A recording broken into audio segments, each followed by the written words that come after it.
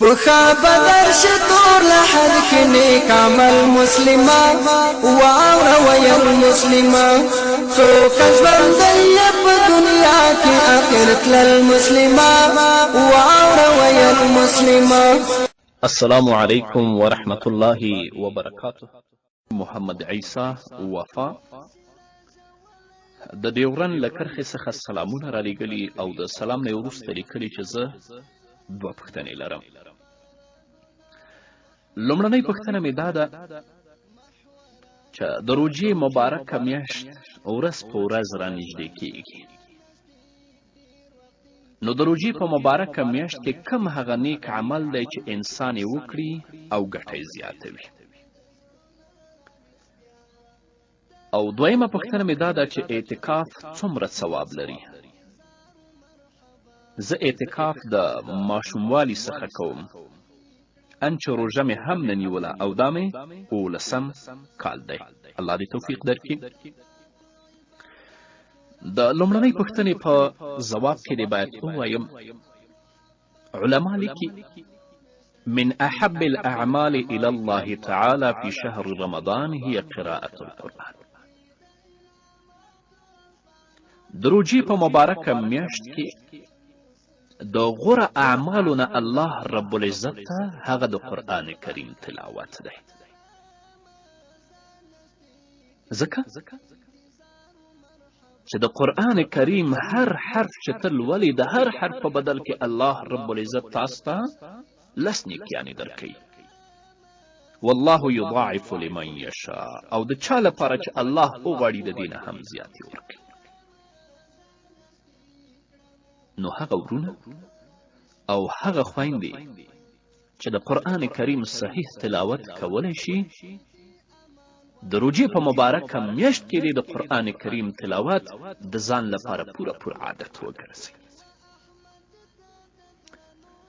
له دې نه وروسته د روژې په مبارکه میاشت کې بهترین عمل چې هغه الله رب العزت ته محبوب دی د 15 وخت لمنځونو پابندي ده، والاکثار منها. د دې ترڅنګ نفلي لمنځونو ته زور ورکول دي،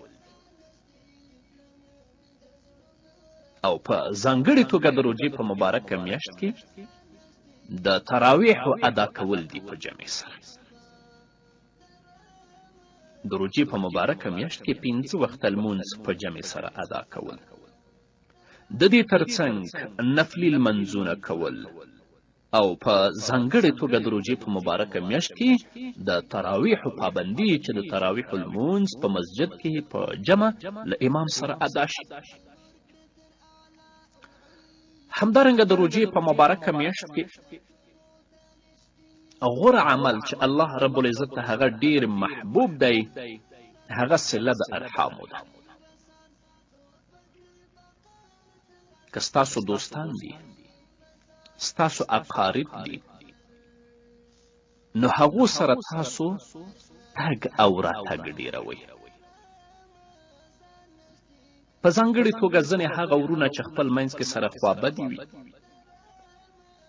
یا د کورنۍ او اقاربو نورو غړو سره په څه خبره باندې سره خوابدي، د روژې په مبارکه میاشت کې همدغه خوابدي ختمه کړئ چې الله رب العزت مو اعمال قبول کړي،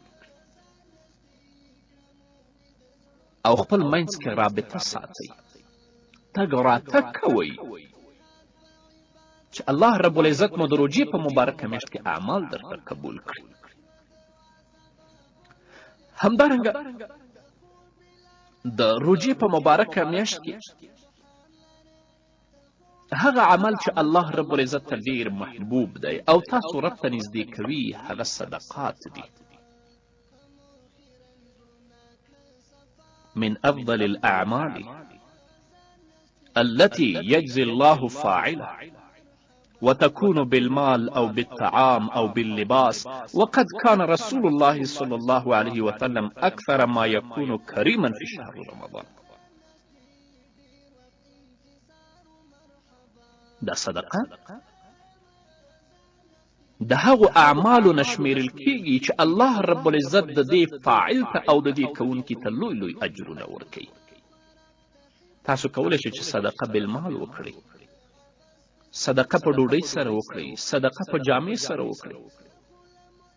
نبی کریم صلی الله علیه وسلم به په هر وخت کې جواد و، لکه د روجې په مبارکه میاشت کې به نبی کریم صلی الله علیه وسلم د ډیر نه ډیر جواد و.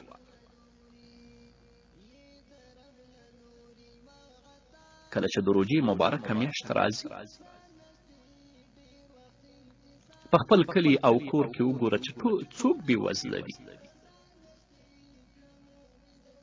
په خپلو خپلوانو کې وګوره چې څوک بېوزله دي. چاته یو بوجۍ اوړه واخله، چاته یو ډبه غوړي واخله، چاته یو کیلو غوښه واخله او چاته یو بوجۍ وریجې واخله، چې هغوی کله پیشنمی پاڅېږي، کومه خواړه چې تا وروړي په هغو باندې پیشنمی وکړي او تا ته دعاګانې وکړي. او کله چې د روژه ماتې په وخت کې خپلو اولادونو سره راټولیږي، روژه ماتوي، الله ته لاسونه پورته کړي، تا ته دعاګانې وکړي.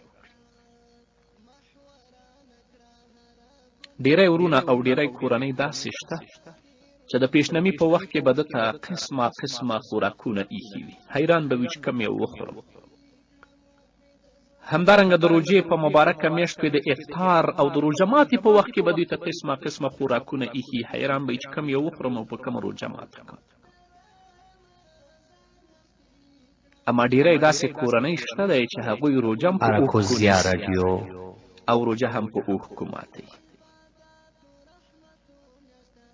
او ډیری کورنۍ خو داسې دي چې زه یې پېژنم چې وچه ډوډۍ په اوبو کې لمدوي، د الله د ویرې نه په هماغه باندې روژه نیسي او د الله له ویرې نه په هماغه باندې روژه ماتي. زما ته دا پیغام په ځانګړې توګه شتمنو ورونو ته دی، سوداګرو ته دی، تاجرانو ته دی.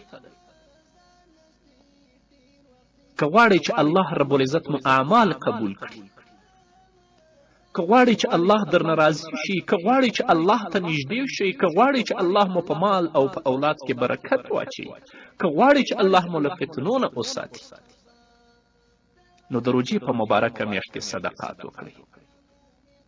د بېوزلو کورنیو حال واخلئ، د کونډو حال واخلئ، د یتیمانو حال واخلئ، د هغوی له مخونو او د هغوی د سرونو نه د حسرت، د ناامیدي او د ناهیلتوب دوړې وڅنډئ. هر څه مو چې په وس کې دوی سره مرسته د الله لپاره وکړئ. همدارنګه د روژې په مبارکه میاشت کې هغه عمل چې تاسو الله ته نږدې کوي او الله مو عبادتونه قبلوي، هغه زکات دی.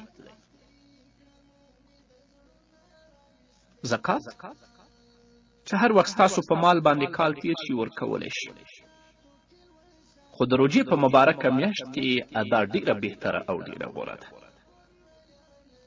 ځکه یو فقیر، یو مسکین، یو بېوزله او یو قرضداره ته که تا د خپل د زکات پیسې ورکړي، نو هغه فقیر و محتاج او مسکین به د روژې په مبارکه میاشت کې ستا د زکات په پیسو باندې چې د الله حق دی، خپلې ستونزې او خپل مشکلات رفع کړي او الله رب العزت به تا ته څو چنده اجرونه درکړي. همدارنګه د روژې په مبارکه میاشت کې د غوره اعمالو نه یو عمل هغه اعتکاف دی. د روژې په مبارکه میاشت اخره لسیزه کې، لکه څنګه چې ستا پوښتنه هم همدا ده. نبی کریم صلی الله علیه وسلم په خپل مبارک ژوند کې کله هم اعتکاف نه دی پریښی. په مسجد نبوي کې محمد رسول الله صلی الله علیه وسلم اعتکاف نه دی پریښی او د هغه له وفات نه وروسته د نبی کریم صلی الله علیه وسلم مبارکې میرمنې زموږ میندې او د مؤمنانو میندې دوی به هم بیا اعتکاف ته ورلیدل. ځکه د روژې په مبارکه میاشت کې په آخره لسیز کې اعتکاف ته ورلوېده، دا د الله رب العزت د عبادت لپاره ډیر لوی چانس دی، ډیر لوی فرصت دی. ځکه د دنیوي کارونو نه، د دنیوي تشویشونو نه او د دنیا د مشاغلو نه ته په فارغ یې، ګوشه یې. هلته به ته الله یادوې، هلته به د الله رب العزت د کلام تلاوت کوې او د الله رب العزت نه به ته بښنه غواړې. داسې ورونه او خویندې شته چې د روژې په مبارکه میاشت کې په آخره لسیزه کې تقریبا 9 واره 10 واره قرآن کریم ختموي. ته فکر وکړه، یو کس چې د روژې په مبارکه میاشت کې په آخره لسیزه کې 15 واره 6 واره یا 10 واره قرآن کریم ختم کړي او د هر حرف په بدل کې الله رب العزت دته 10 نیکیانې ورکړي، د دې نیکیانو حساب څوک کولی شي؟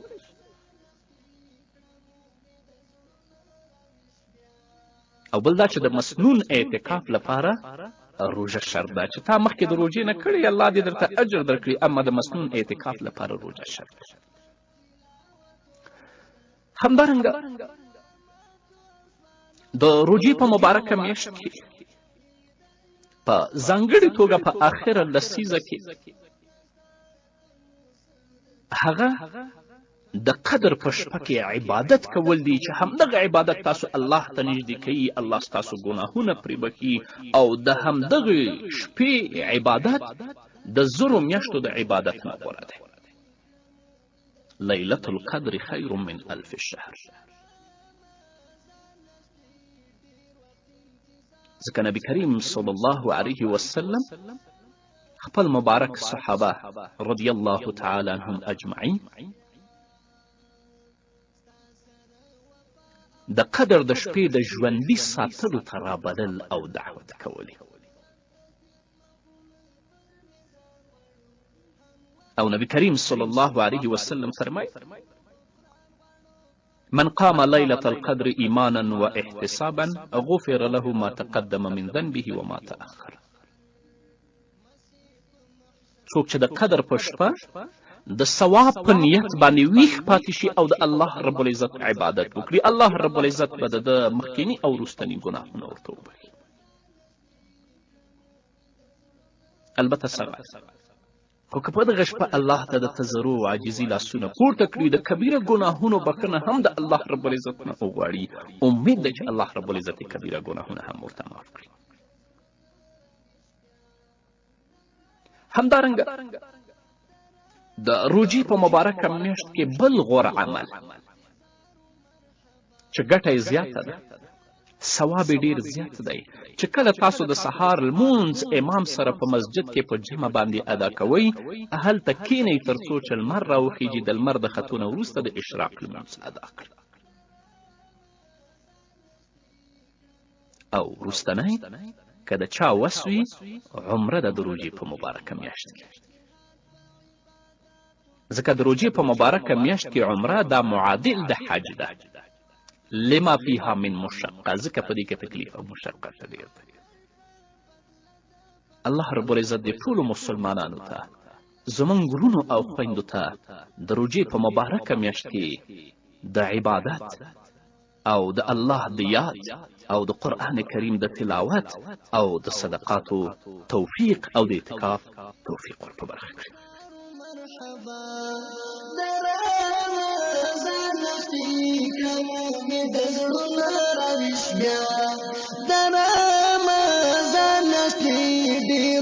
انتظار مرحبا